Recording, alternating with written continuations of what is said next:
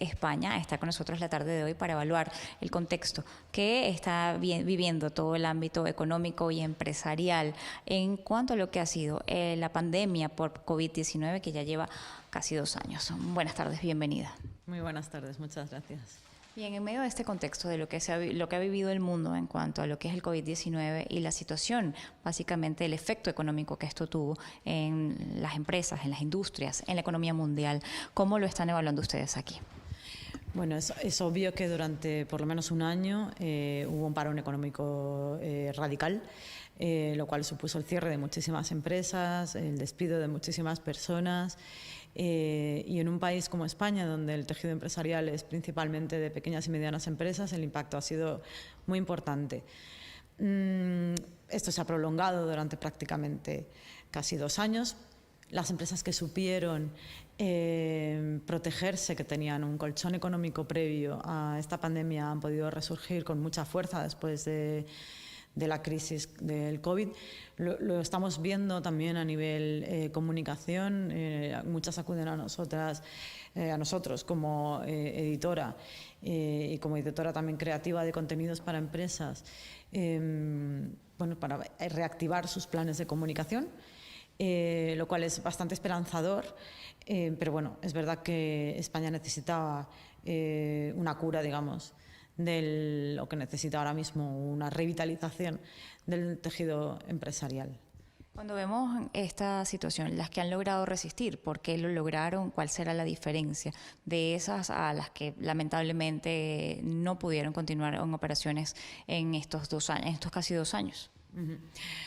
Bueno, es real que muchas empresas supieron reinventarse con una creatividad admirable durante la pandemia, con soluciones digitalizables o digitalizadas. Algunas trasladaron su centralita de atención al cliente a WhatsApp, comenzaron a repartir a domicilio librerías, tiendas de barrio, y realmente la digitalización de los comercios ha sido fundamental para su supervivencia durante la pandemia. Es algo además que hablamos mucho con pequeños comercios en Forbes, y esa ha sido sin duda una de las claves. Lo cierto es que muchas empresas no tenían el colchón económico ni para digitalizarse ni para reinventarse, y que, a diferencia de otros países, en España hemos tenido una inyección económica para las empresas bastante menor que en otros países europeos. Por tanto, no sería justo decir que las empresas que no supieron digitalizarse murieron por eso. Creo que hay muchas casuísticas diferentes, precisamente por las características del tejido empresarial en España. ¿Ha logrado esto, a pesar de esta dificultad que se ha generado, dar una experiencia para que nuevos negocios crecieran, emergieran en medio de esta situación? ¿Esto ha fortalecido quizá las pilares de algunas de ellas? Bueno, realmente, ahora mismo tenemos como 2 mantras que son los que sostienen todo el crecimiento futuro, y además creo que son muy interesantes porque tienen que ver con una reinvención, que son la digitalización y la sostenibilidad. Las empresas que están enfocadas en esas 2 direcciones han salido bien reforzadas de la pandemia, y además, no solo eso, se han creado nuevos negocios en esos entornos. En este número que sale en octubre en los kioscos, y que se podrá leer en digital, evidentemente ya ha salido el reportaje en digital en la web de Forbes de España, contábamos 7 casos de éxito de empresarios que montaron su negocio durante la pandemia y les ha ido espectacularmente bien.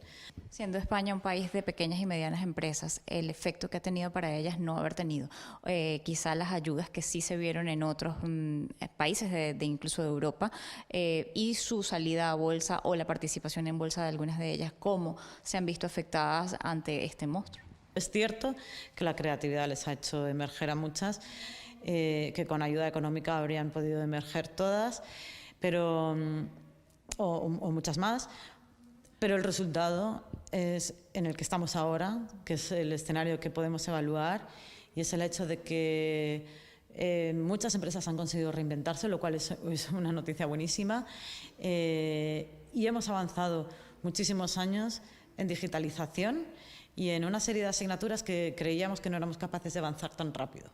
Con lo cual creo que ahora es el momento de todo lo contrario. En vez de mirar atrás y pensar, no tuve el dinero, mirar adelante, porque justamente lo que va a llegar es mucho dinero de la Unión Europea y ese es el escenario en el que nos enfrentamos. España es el país de la Unión Europea que más dinero va a recibir de los fondos de reestructuración, dentro de los cuales la digitalización y la transición energética son los dos pilares fundamentales. Con lo cual, este primer impulso que hemos arrancado con la pandemia, ahora mismo nos tiene que servir de carrerilla para reinventarnos como país. Dentro del mercado de valores, la participación de muchas de ellas y como señalas, más allá de la ayuda que va a venir de la Unión Europea o esa cantidad de dinero que va a entrar, muchos se han enfocado en medio ambiente, incluso Repsol tiene ya una línea y un gran trabajo andado en esto. ¿Podría mejorar su participación en los mercados? ¿Cómo están viendo ustedes el mercado de valores? Inmediatamente después de empezar a amainar, digamos, las primeras olas del COVID en el verano pasado, los mercados comenzaron a resurgir después de ese crack que sufrieron en cuanto se anunció la pandemia a nivel global. Y sobre todo los que tiraron de los mercados hacia arriba fueron las empresas que tenían un enfoque de sostenibilidad. Cada vez los inversores demandan más una inversión de impacto. Saben y sabemos que la sostenibilidad es una vía de rentabilidad para los negocios. Saben que si invierten hoy en sostenibilidad, aunque no sea un negocio en sí mismo, a futuro significa una supervivencia mejor y una sostenibilidad de su negocio mayor a nivel sociedad, y por tanto los inversores ya solo quieren invertir en empresas que tengan esto en su core del negocio. Por tanto, tiene sentido que las empresas que tenían un enfoque sostenible fueron las que más tiraron de los mercados en un comienzo. Esto llegó a algunos a decir que quizá a lo mejor los fondos de inversión que tenían un enfoque sostenible ya habían llegado a lo mejor a su cima y que por tanto había que tener cuidado a la hora de invertir en eso. Bueno, estará por ver. Lo cierto es que va a seguir entrando muchísimo dinero, que quien no estuvo despierto en su día lo está ahora, que es posible que se genere FOMO, pero que desde luego no es una cosa que va a durar 2 años, es una cosa que va a durar muchos años, gracias a Dios, y que va a hacer nuestra economía mucho más sostenible en el largo plazo. Esa recuperación inmediatamente después de la pandemia, que no está siendo como la de la crisis de 2008, que fueron 10 años de crisis, como se anunció en su día.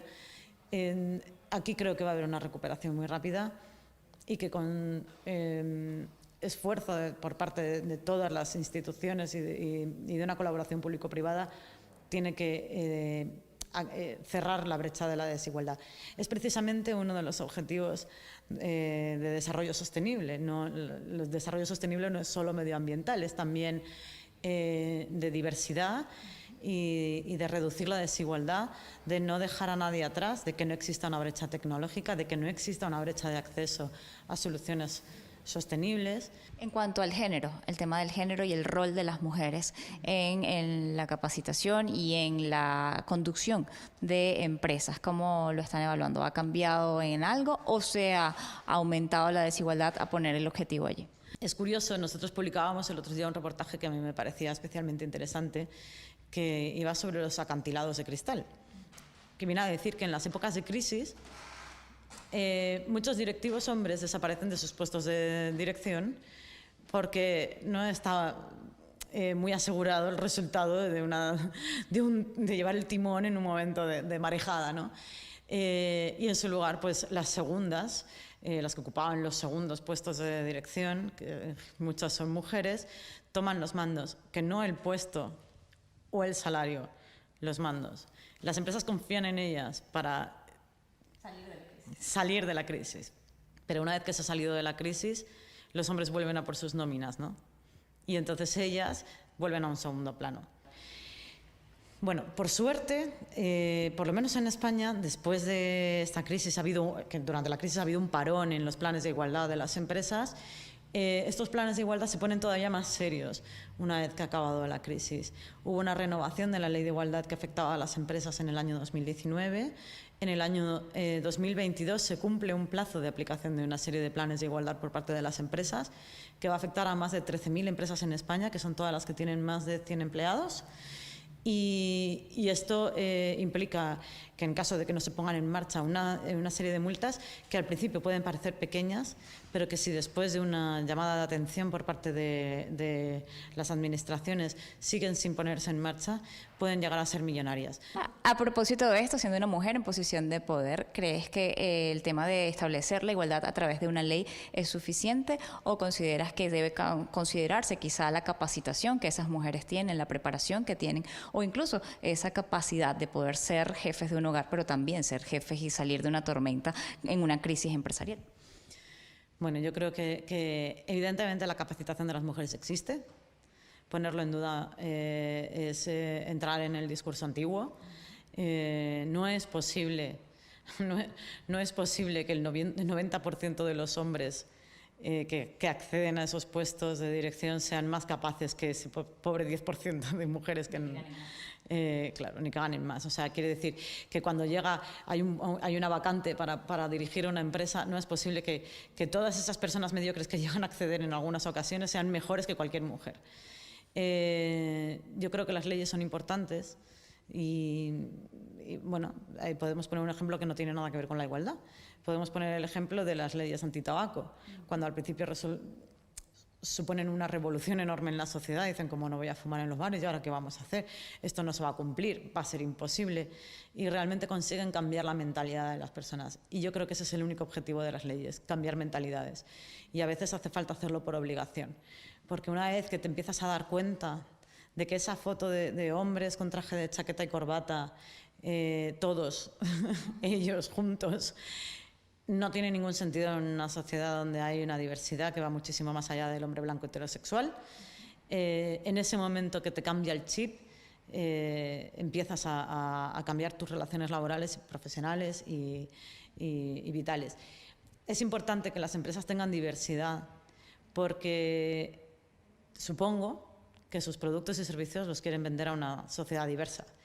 Y si sus productos y servicios están solamente diseñados por un patrón de persona, pobremente va a llegar a penetrar en el mercado en toda la amplitud que desea. Por tanto, yo creo que enriquece, y además está aprobado, que enriquece a las empresas tener diversidad en sus puestos directivos y en sus plantillas. Y finalmente, quisiera saber cuáles en este momento las empresas que ustedes han calificado o consideran que han sido las más resilientes en este tiempo de pandemia. ¿Como con nombres y apellidos de empresa? ¿O por áreas? Por áreas.